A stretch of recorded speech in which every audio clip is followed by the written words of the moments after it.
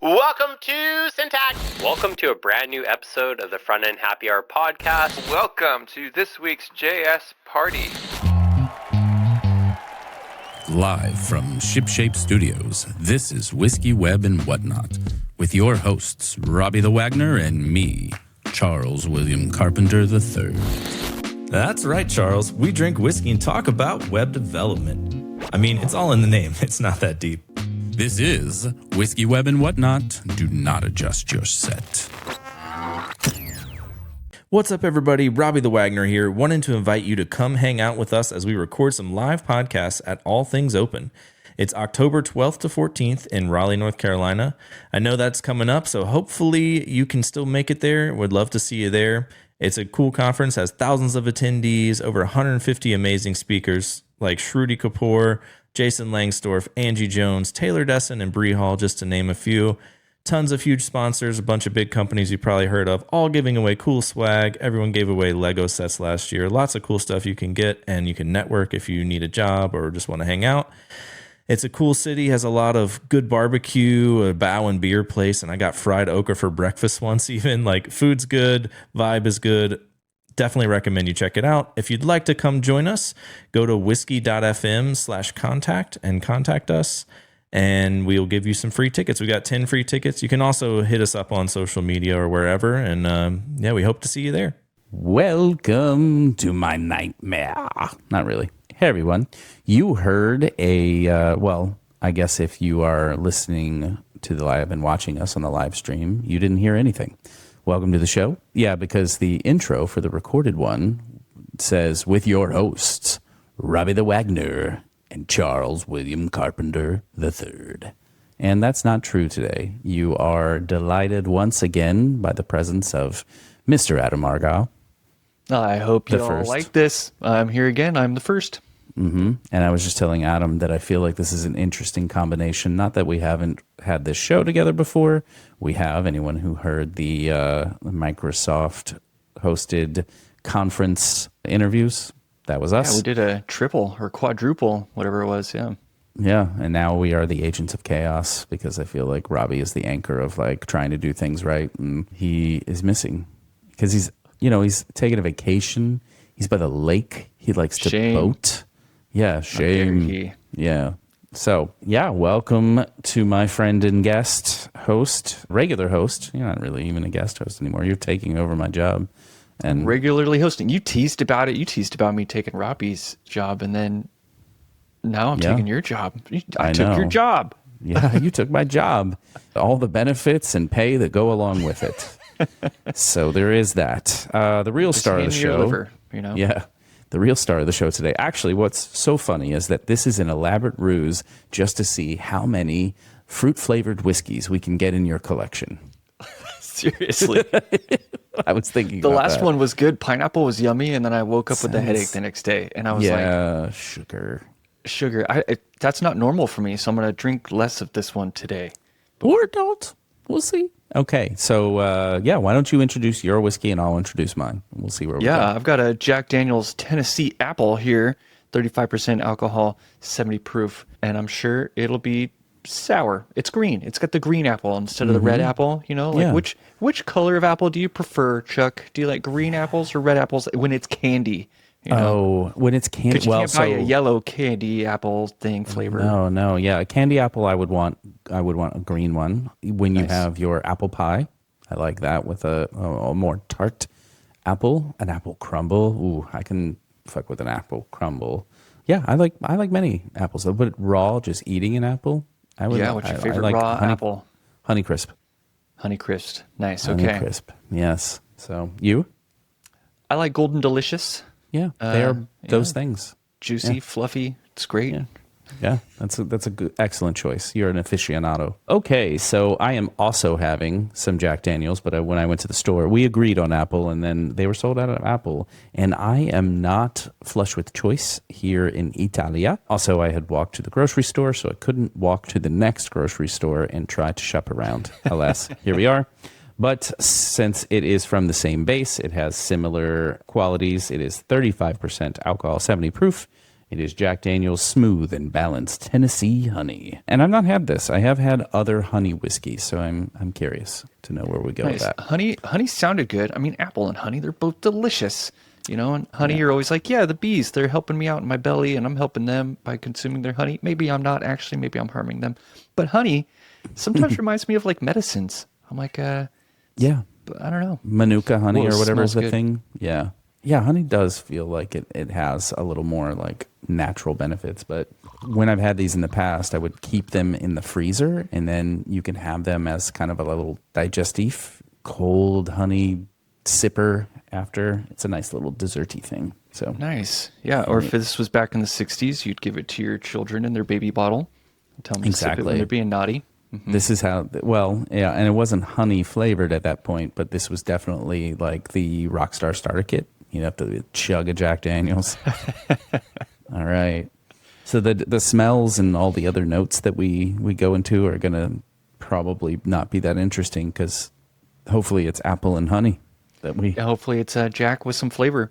Which, it's definitely green apple right off the bat. It smells like the apple Jolly Rancher, which means they're using really high quality flavoring, right? Just like the Jolly Ranchers are made with only natural apples. High quality. We're not going for wild margins on our candy.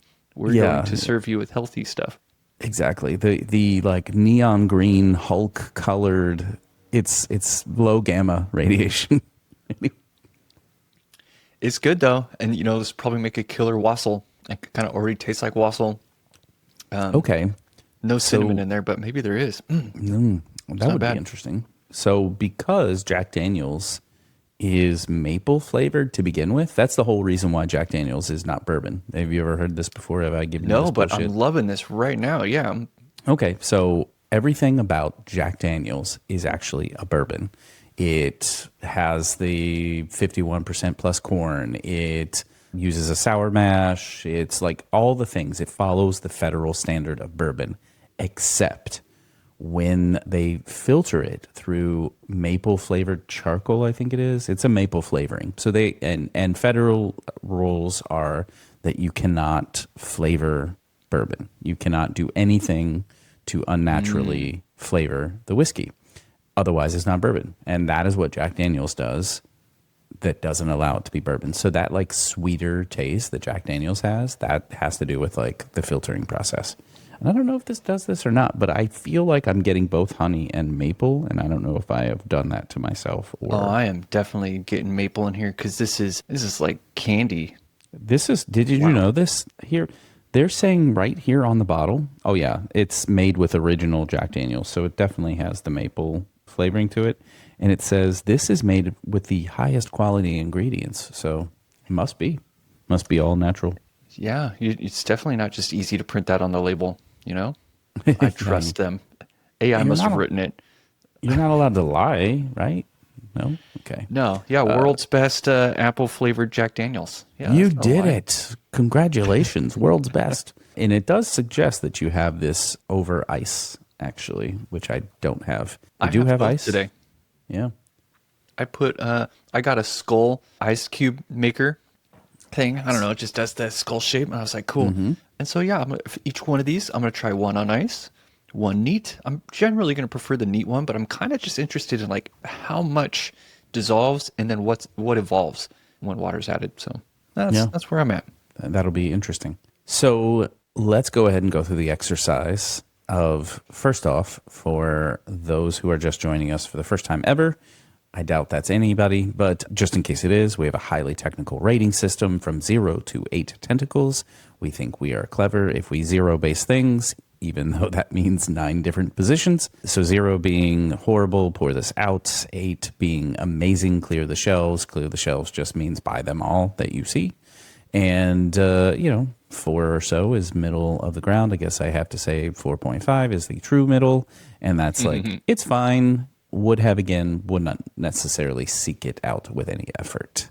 And I tend to put things into categories just because I've tried so many whiskeys, so it's hard to compare this to an excellent rye, to an excellent Japanese whiskey, so on and so forth. So I think I would just bundle this up with like flavored whiskeys in general. I think that's super fair. Almost like whiskeys to keep away from children and to cook with and whip out occasionally. Yes. Not your constant go-to. This isn't the nightcap. I don't think you wouldn't nightcap with this. Yeah. Yeah. Apple doesn't feel nightcappy, which is kind of funny. It's funny. It's a breakfast one. Hey, we got to wake up and have this one. That's like when you're on a boys trip and you're like, well, we can make apple teenies or just drink this straight apple whiskey, I guess. Right, who brought the water? Oh, none of us did. All right. Oh, I'm thirsty, so. It goes.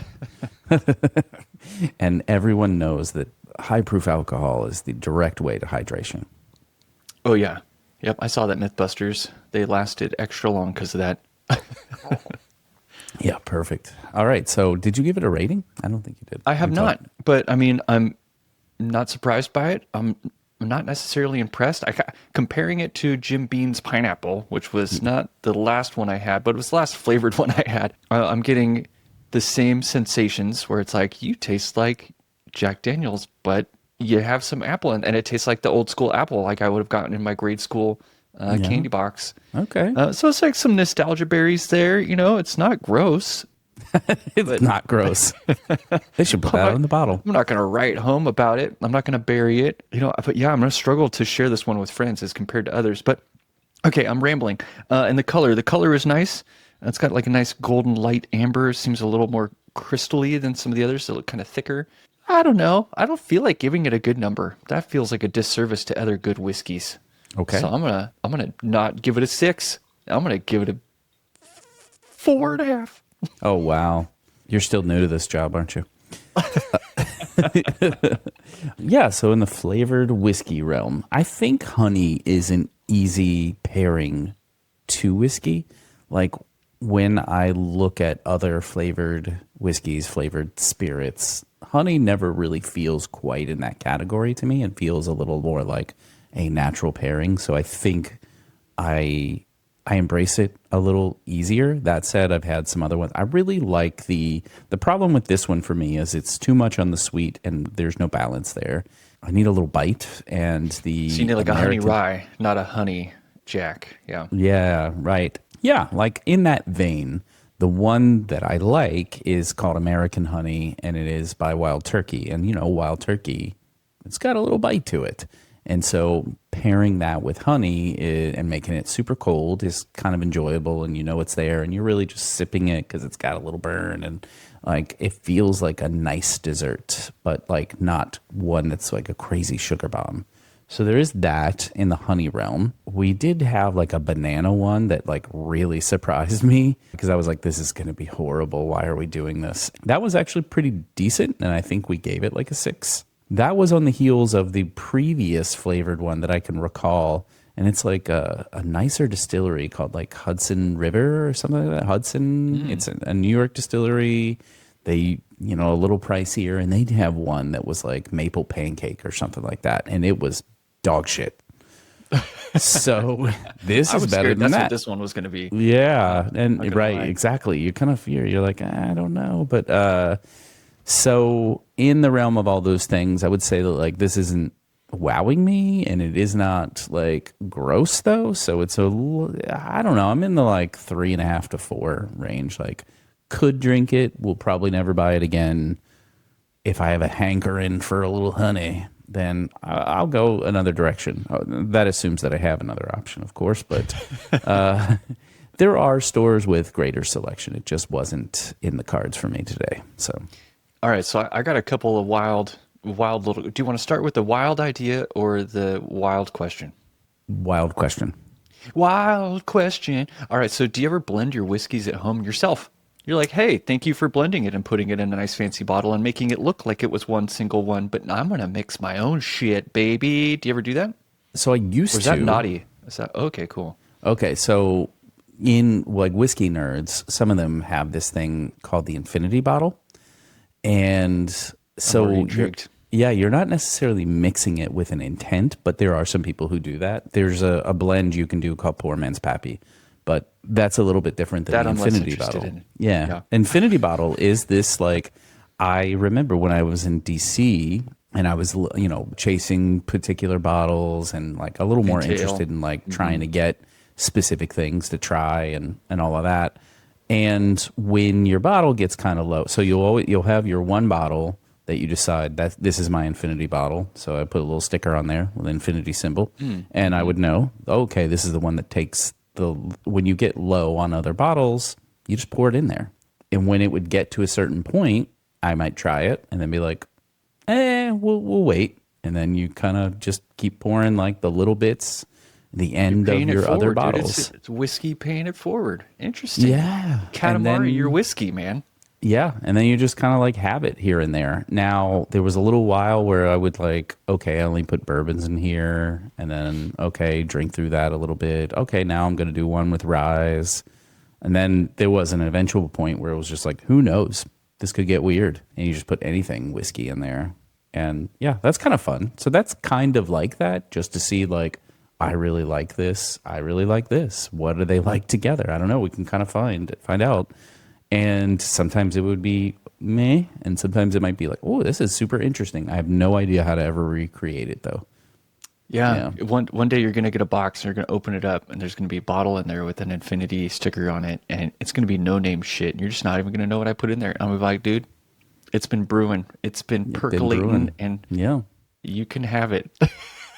I think that would be super fun. So yeah, I only did that in DC, and then when I kind of like, okay, I'm moving cross country, moving back to Phoenix, so I'm not going to take all this stuff with me. So I just didn't, and I never restarted it. So yeah, okay, that's a cool idea though. Thank you for handling that question with elegance, because you told us about infinity bottles. I mean, who doesn't want an infinity bottle of whiskey? That just sounds cool. Yeah. Now you have to put some in. It doesn't just infinity, fill up. That would be an amazing concept, but no, I haven't figured that out. Makes me want to make a cartoon where it's like someone's pouring it in, and it's like a skeleton and crossbones or something, and it goes in, just comes right back out into another bottle, and then it gets filtered back up. That could be a good Whiskey Web and Whatnot t-shirt. I think that could be a clever t-shirt. Ooh, nice. Oh, dude, have you done a bone luge? No.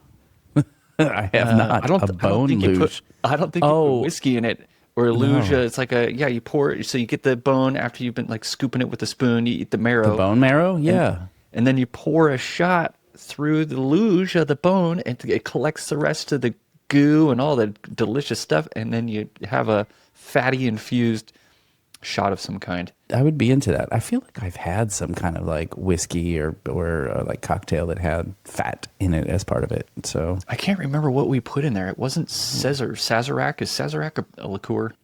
It is not. It is a brand of rye and or a cocktail, also made with rye.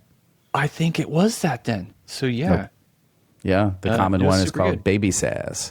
There's a Sazerac that's an 18-year, and then that one is harder to get. And then there's Baby Saz, which is the more common one that you find. Does Burt Bacharach drink Sazerac Baby Saz? Good question. Well, is he baby back? No, I want my baby back Saz. No, I think that's sad. All right, here's my wild idea. So you don't put honey into your booze. You honey the rim. So like they'll do a sugared rim. Someone will do a sugared rim, and you're just like, I'm not gonna put sugar on my rim. I'm gonna do natural honey around the rim. And then every sip, you lick a little honey. You take your sip. I don't know. This is not an X-rated podcast, sir. I don't know, but I think that's kind of interesting. Because what would you? So you could use, instead of like lime juice or whatever for like a margarita, you could do honey on the rim. You just wet it to dilute some. I don't even think you have to wet it. Just, no, probably not. Put it on a little thing and just tap it on there and get a little honey. You don't need a lot. Yeah, it'd be like maybe a little's going to go a long way here. Maybe like a spice. You could have like a spice honey, like spicy. Hot honey. You could do like jalapeno honey. Yeah, dude, a hot honey. Wait, what about the hot honey, the famous one? Why don't we just put the famous hot honey? Mike's hot honey on your whiskey. It's good on pizza, by the way. Mike's hot honey on pizza. It is, yeah. Would recommend. I think I would blow people's minds over here right now if I like busted that shit out, though. Oh, they're not ready for that. Well, they have good ingredients there, so they have like good tomatoes and good cheese. They don't need to cover that shit in some spicy honey just to mask up the cardboard. Yeah, dude. Yeah. Although I would still gotta try it. Like, can you imagine like a really fancy like buffalo mozzarella pizza? And they do have a thing where they put like the spicy chilies in the oil, and it's like olio caldo or something. Anyway, but that's not quite hot honey because hot honey's got the sweet element. Oh yeah, hot honey's so good. Okay, here's another weird question. Are you worried about becoming a villain? Because you're going to start to sound really fancy speaking Italian, so you naturally, to all Americans, can become the bad guy. Are you worried about that? Okay, that's where you're going with it. No, I think I will embrace that. Well, I was just wondering because I was told the other day that like my normal life has become an accidental flex. Like my brother was, oh, yay, how's it going? You guys, having a good weekend or something like that. And I was like, oh, yeah, we just got back from Milan. We had to run a couple errands and did some shopping. And he was like, okay, bragger.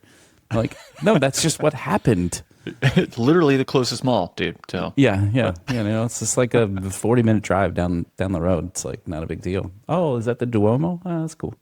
Yeah, you did share a picture to me out your window, and I was like, hot diggity damn.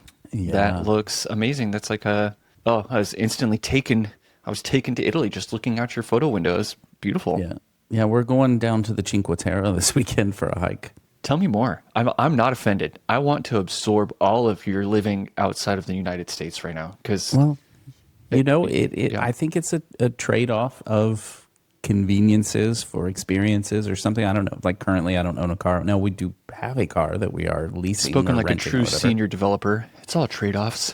Yeah, it's all trade-offs, right? Pros and cons and whatever else. I've lived one thing. Now I'm trying to, live and experience a different thing. We have an apartment now instead of a house, but we can walk all over the place. Like this is not a small town. Como is decent size, gets a decent amount of tourism and stuff, but it's not quite like living in the middle of Milan or Florence or whatever.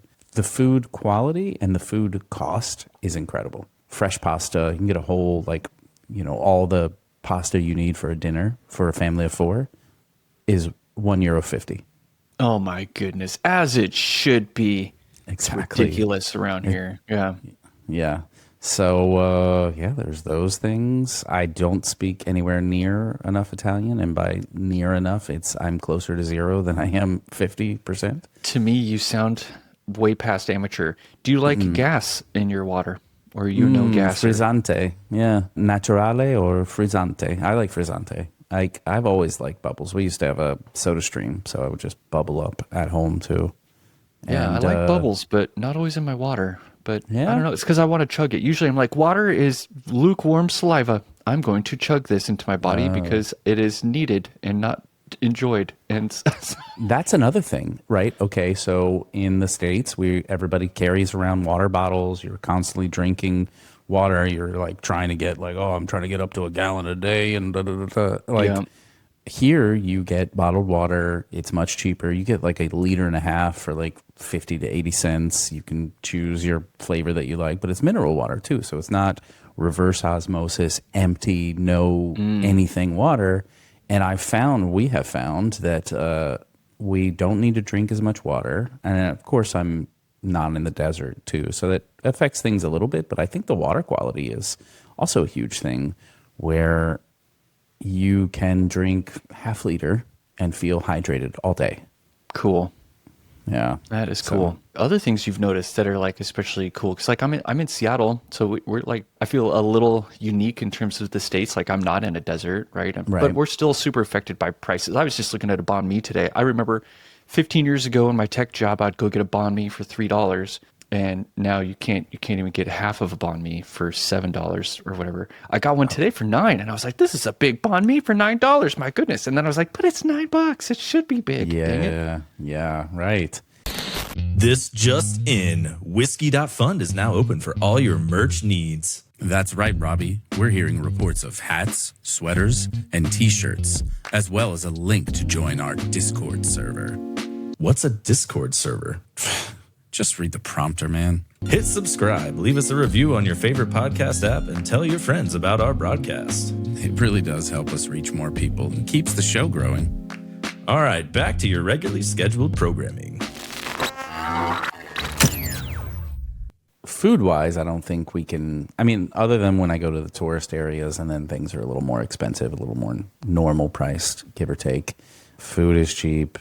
We walk everywhere. More people speak English than you think, although I like to not be a jerk and at least try a little bit. I wonder if we have like similar weather patterns to a degree. I mean, I live near a lake, but there are a lot of mountains all around. I'm very close to Switzerland, actually. It gets cold, but not like really much snow here in town, but it's accessible. There's that.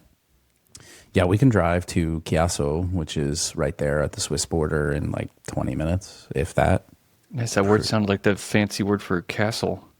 Yeah, yeah. Casta, I think it's just Casta, because I know there's a town that I'm familiar with called Castellamare di Stabia. That just means castle of the sea. I don't know what Di Stabia, I think, has to do with like a family name. We're not talking any tech whatsoever. There's a lot of whatnot in this We'll get there. episode. Dude, I'm looking at Seattle's latitude. It's 47.6. The city of Como's latitude is 48.1. So yeah, we are very similar in terms of latitude, and that's cool. It's just on the other side of the planet, though, so it's not like we're going to share any weather. No, but I mean, and all the in tech Twitter circles, I've seen people complaining about air conditioning in Europe. We have air conditioning in pretty much every room. And that was kind of a like, yeah, especially coming from the desert where air conditioning is just such a part of our life. And we arrived at the very beginning of August, so it was still a little warm, but we haven't needed any of that in the last week or so. We've had a lot of rain here and everything else, but like, so the conveniences that many people think they're giving up by a European move, yeah, we have air conditioning and we cranked that shit when we needed it, and it was great, and we slept well. Yeah, everybody's scared that you got 5 fans pointing at you. There's one on the ceiling and one in the window and 3 on the floor, and you're still sweating to go to sleep. You're upset. Yeah. And you're like, that's not true. We had that experience last summer when we came out here for a month in order to kind of live as if and try a couple parts of the town. And we managed in July to rent a place without air conditioning. And we were like, Oh. mistake. Yep. Yeah. So we have, we have that convenience without issue. So we didn't give up anything there. I have fiber internet. And so my internet Sick. works pretty good. Pretty happy about that. So that's not a problem whatsoever. Yeah. I don't know. What about have you gone to the lake and done any water play with the kids yet and seen too many thongs? No. What's too many? I mean, do you mean my thong? Dude, my neighbors wear thongs when I go to the lake, so I'm I was like, going to say, I feel like you're probably thongs seeing have less become than I a am. little more commonplace. I've probably seen too many like man thongs, but That's what I mean. I mean men thongs, yeah. oh, Those are okay. those are yeah, the fun maybe a ones where you're couple like, too many of "Oh, those, but you're like comfy." not too bad. That's really more like Are down you gonna in the get one? sea. Chuck, get one. Get a thong, dude. Not in current Tangerine shape. Speedo, dude. No I one mean, cares is there about money your shape. involved? You need to be comfy, and you want less things to be wet. Have you when ever you're worn done one of playing in the water. those? Do you? They're not comfortable. I tried on when I was very fit. I tried on a Speedo because I was like, people want to see this. And then I was like, this is very uncomfortable. I don't think I want to feel this. So I'm not doing If that. it looked comfy, I would do it. You know, that's how I feel about conspiracy theories too. Is I'm like, they look like fun, but then when you have to live with it, you're like, nah, I don't want to live with that. That Nah, doesn't, right. That doesn't Like, look like is- fun afterwards. Like, Is there a greater than 0 chance that that is correct? Okay, I can admit that it's true, but that's not the kind of life I want to live. Yeah, exactly. Like, no, yeah, I agree with you there. So you had a crazy question and then a crazy idea. the idea was to rim a neat glass with honey. Oh, or to that just, was to the just, like- crazy idea? I thought it was crazy. I mean, I don't it's think neat it's crazy. or whatever. I think it sounds fun. Okay. Wow, you're Yeah. so sweet to me. You should. That's be a because host we're on the this show. agents of chaos. You forget. And so we're both like, yeah, burn it down. I don't know. Shit. Oh man, speaking about agents, you were like, I'm not using agents enough earlier. Tell me why you feel that FOMO. Where's the source of the FOMO? People on tech Twitter talking about like running a dozen agents in the background While they sleep. Oh my While they goodness. I sleep, hate that when yeah. they're like, I woke up and then I chatted with the 6 that had been working all night. I'm like, so you Yeah. YOLO'd them all night? You're like, whoa. What I did you know. think what kind Yeah, of task there's did a- you give them? They ran all night too. I'm like, geez. Yeah, Sounds like a yeah, lot. exactly that. Like, what kind of budget do you have? I have access to a decent amount of things, but like, what the? Yeah, I just don't use it in that way. I use AI tools every day in some facet, and I think that they are helpful Yes. for the most part, right? And the then most when they're garbage, and that's okay. And it's we my recognize fault. that. I'm the one that's wrong. Yeah. Right. Yeah, exactly. I am a lie and horrible, and I will, yeah. But like many things, I've made mistakes with and without AI. So Yeah. why would this be any different? It's just you're managing a thing. You give it enough control, but you don't give it all the control, right? You're working through a problem together. It's like pair programming with a junior. It's like, okay, well, let's have a good time and get somewhere and discover something together. And it's kind of fun.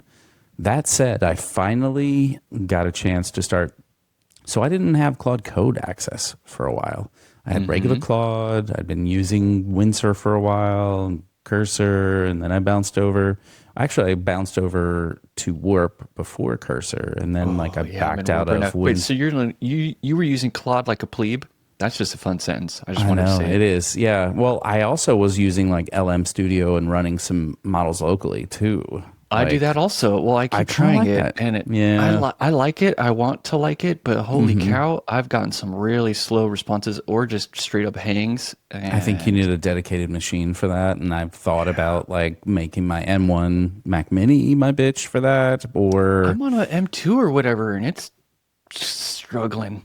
I've got an not like M4 MacBook that does okay, but I'm also doing many other things, and so I don't. I don't like holding up the machine while I'm working, so it's definitely nice to async that shit. You're like, go away to powerful brains and do this calculation to find out the next word I want. Whee! I wish I was like one of those cool people on the internet where like people sent free shit to, but I haven't unlocked that quite yet. I've seen it, and I'm like, wow, I wish I could be one of those, because I wouldn't mind one of those like framework desktops or whatever. What's the other one? Like the Beehive or something. Anyway, there's a couple of cool looking things that are in probably like an affordable range that you could set up for that purpose. So wild. Okay, so what is your AI workflow right now? Yeah, well, I've wanted to play with OpenCode and then I don't know what that is. Let me Google it. Well, Dax has nothing to do with it. I think he's just like the marketing figurehead. It's all Frank and Jay.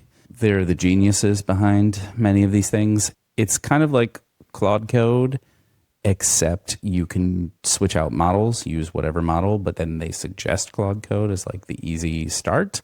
And I started doing so it's like an open source Warp? Yes. Not Warp Code, though. Did you see the thing today? Oh, tell me the hot drama. What happened with Warp Code today? So they have like, what was it? It's Code Country or something like that. And they had a little event that ended up being just like a 5-minute commercial for their latest release, where they are like adding IDE like features into it. And they show how you can have an agent. Yeah, it's basically like the way to make Warp more IDE-like. I see it now, and this is so funny because my tweet the other day, I was just like, hey, I'm in Warp like all day. Sometimes I open up Zed, Yeah. And one of the team members was like, why do you open up Zed? And then here, boom, this is exactly what they're trying to tell me. Like, we want you to stay in Warp. You don't need an IDE to just change that file. So they give you even like a file tree view, and they let you I'm jump down with over. that. The agent is running, and now you can go make your own one-off changes while the agent's running. And Oh, I'm so sorry, Zed. You're kind of dead to me if this happened for real, and it's actually good. I did. Oh All my the things I said just happened. I haven't tried any of them. This is just in the weird. When tech companies try to have like highly produced marketing commercials and content, and they aren't Apple, I don't know, it's just weird. And even the Apple shit's pretty weird to me these days too. There's some flops happening right now. People are like, we got $5 million in funding. You're like, you used AI to make this video. There's like, it's getting weirder. Yes. I wish somebody would give me $5 million, and then I would just do an iPhone like Kanye kind of commercial of it. And then people would talk about it, so it would be very effective, Totally. in that sense. Yeah, this was like some sort of Western. It was supposed to be like kind of a play off of a Western, but then using I see a cowboy with a laptop. Yeah. Tech vernacular, and it's just fucking weird. I have met Zach. Zach's very cool, nice guy, all that kind of stuff, but it was a little like forced, I'm going to say. That's too bad. The idea seems pretty legit. Okay. Dude, I was watching this Warp video and what? Okay, Seriously, so first off, you should just okay, you're right. This video is hilarious. I've seen a couple funny videos recently. One of them I sent to Robbie, dude, and I was like, is this video even real? Anyway, okay, besides that video, this one is hilarious because I swear to you, the dude was like, I want to be on a horse. Yeah. And I'd like to be coding on a horse, or just like, I just want to deliver my message on a horse. From a horse. And everyone's like, hey, why? It's going to be expensive. You're going to have to fly somewhere, get on a horse. And he's like, Yeah. it's all worth it. Because once I'm on a horse, the rest of the sentence is just stupid. It's just like, yeah. I don't get it. Like, if your end goal is to set money on fire, I think it was very effective. nailed it. Yep. Otherwise, like, you are trying to do a big announcement video of this thing that you're doing, but like, I kind of get it, but you really didn't show me. And this could have been a fucking email, I gotta say. Or it could have been a boring ass 15-minute demo and would have been like, oh, you've taught me how to get started tomorrow doing the things you showed there. But like, you had fake cowboys say tech words, and am I supposed to be fucking jazzed about this and go get some cowboy boots or something? Like, I don't, what? Dude, you're spot on. I like Warp, and this is hilarious for me to watch because I'm like, this is so stupid. There was like a follow-up video. I just laughed. I laughed out loud to myself. I haven't even had that much Jack Daniel's Tennessee Apple to necessitate the laugh that I gave it. It was like I had to have a little extra while I was like going through technical difficulties. Yeah, and okay. See, there you go. Well, then you've undersold yourself, sir, because you came to fucking play. And I appreciate that. I'm here and I'm ready. So I'm watching this video. God, it's like they're setting themselves up for success. They're like, this could be a good video. And then just the opening thing is just like, did you listen to what you just said? Did you? Or did you just ship it? You just shipped it, didn't you? Anyway, she's like, are you still using traditional IDEs? And you could just hear the like snooty ass like down talking to. Which is funny because it reminded me of the episode where you were talking about like, you're like, IDEs aren't the thing. I think it's this other is like, you're in your terminal, and we started to try to allude to this path of me trying open code using instead of direct Claude code and like kind of getting another version of that. Anyway, it absolutely alludes to what you said. It's like the IDE may not be the path forward for how we do our jobs. I think that's what we're saying is like, we are looking at the tools and the tools are interesting and the outputs aren't always interesting, but like how we're working is changing, but we can't say for sure how it's changing. It's just not going to stay the same. And we haven't figured out what the next thing is. And we're going to do a bunch of dumbass shit. Anyway, and they put that somehow in a fucking commercial.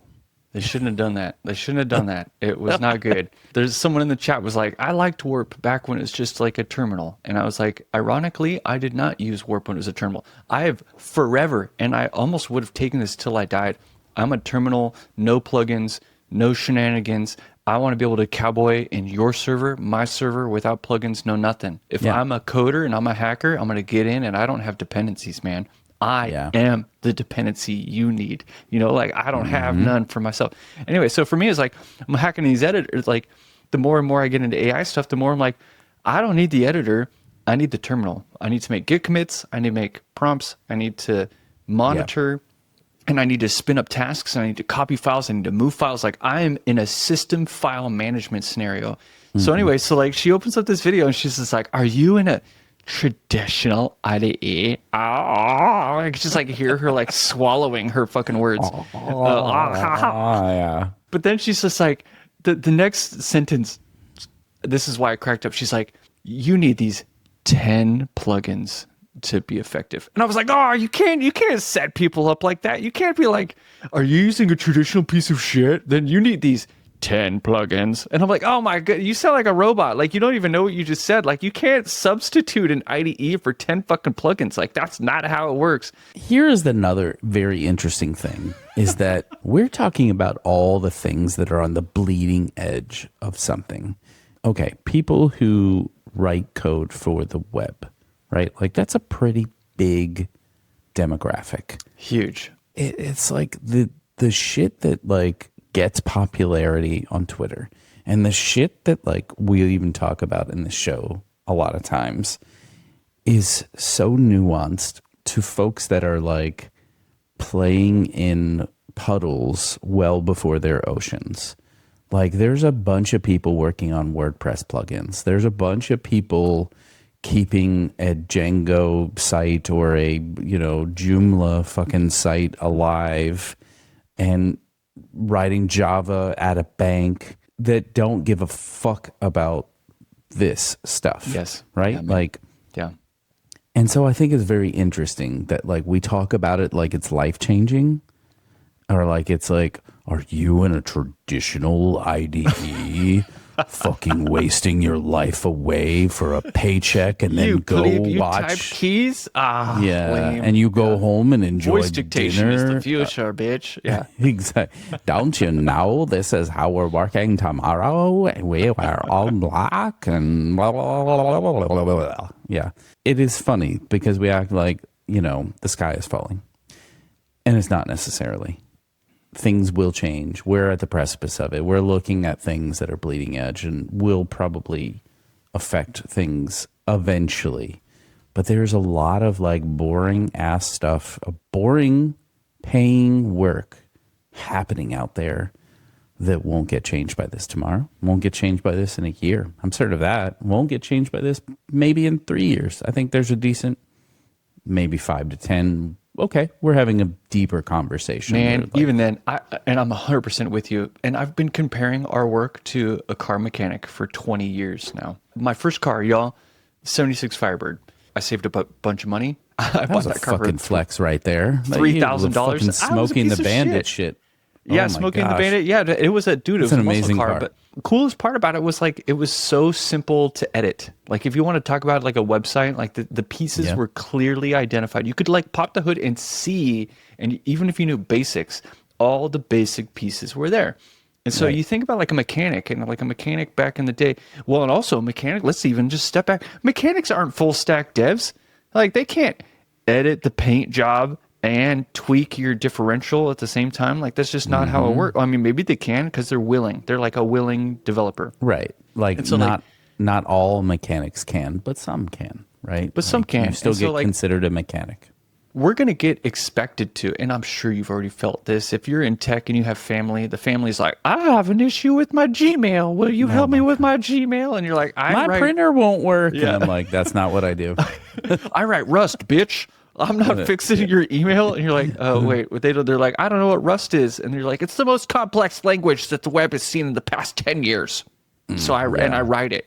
And they're like, but you work on the internet and my phone is on the internet and it is not connecting. Yeah, I go, okay. Seriously. Yeah. And honestly, they're like legit questions that they have. Like they're just noobs. And so it's like we're the ones that know how it all works. And so I've been comparing myself to an auto mechanic for years, assuming I will work on classic cars in the same way a mechanic works on a 70s Firebird in the year 2010. I might be working on a website that was written in a thing. And so to me, that's not bad. But I think a lot of people see that as bad. And so, yeah, you have this IDE prompt. It's like, are you still working on Firebirds? And you're like, well, yeah, because they're simple and badass cars. Like, what are you working on? You're on a super cool Beamer Tesla thing that you don't understand anything that goes on inside of that car. In fact, if you don't have an AI to prompt, you ain't got shit. You can't edit a single thing in that car unless you got an AI. And I'm over here like, oh, I got tools. It's like, I'm so stuck between both of these right now. We're like, where do I go? I want to know how to work on cars. And it's not enough right now. I'm required to know You're more. a craftsman. I think you're a craftsman. And I think that we're going through a cycle of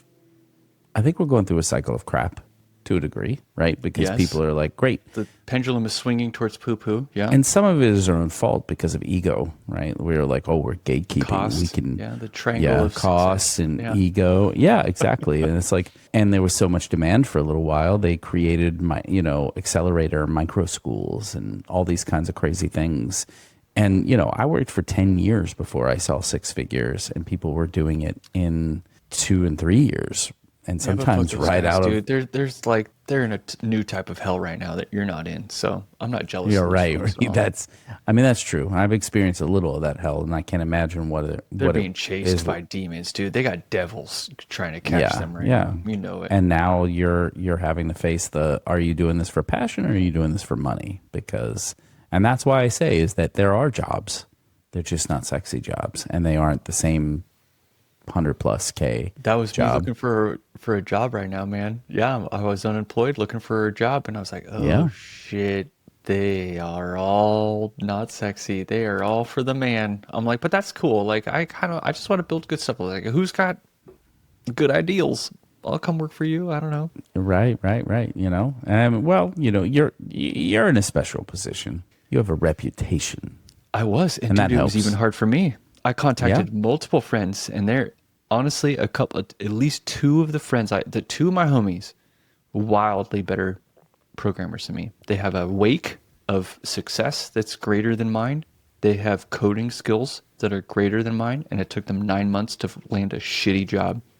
Yep. And then it took me 4 weeks to land a job, and I'm happy with it. But oh man, You don't want to I come work for me? self-reflected on What are you this a lot. talking about? You don't want to come work for me? Dope. Y'all are doing Shipshape good. is dead. Shipshape's dead. That's not where I work. Oh, well, where do you... Well, yeah, tell me more. I don't know. I'm not offering you a job currently, but I'm just like... We're not hiring. You have a job upcoming, first of all, so sniping like that is like pretty do you fucked even up. know? I wouldn't Wait, do it. I'm going to Shopify. I don't think we've talked about it. I I'm going did. to Yeah, I Shopify. knew that. Okay. I don't know how I knew that, but I did know that. And I think Intuition. that's good. I think it's a strong Intelligence move. that you have, Yeah, because yeah, AI you're doesn't gonna have it. Yeah, you're going to become a remix whore. I already Which, liked Remix, whatever. but they're actually ditching Remix. As last I heard, they're not ditching Remix, they're ditching React, and it's worse than ditching Yeah, Remix. so like remix is kind of not React based or something like that. Anyway, I work for a cybersecurity assessment training company. It's a startup. Oh, shit, and cool. there's some other things there, but like I have a lot of like fanboy like cyber, I don't know. I want to become a lot nerdier. I like Darknet Diaries. I have a Flipper. I saw it as your Discord badge. You got your Yeah. Darknet. Yeah. Yeah.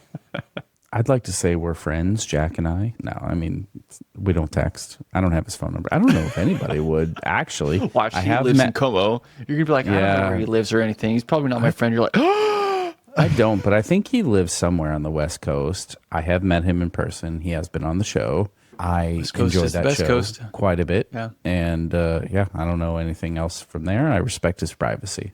So there is that. It's But a yeah, good that's- call. That's a good way to make his friendship. If you Yeah. don't respect his privacy, he's not going to be your friend. Yeah. Yeah, it turns out if you try to dox him, not into it. Yeah, and I am too much on the internet. But I think cybersecurity is like a great space to be in. It's a especially super good space. That space where is there's a lot of YOLO happening needed. all over the place. I've spent a my chunk goodness. of my career in e-com, so there's money to be made there.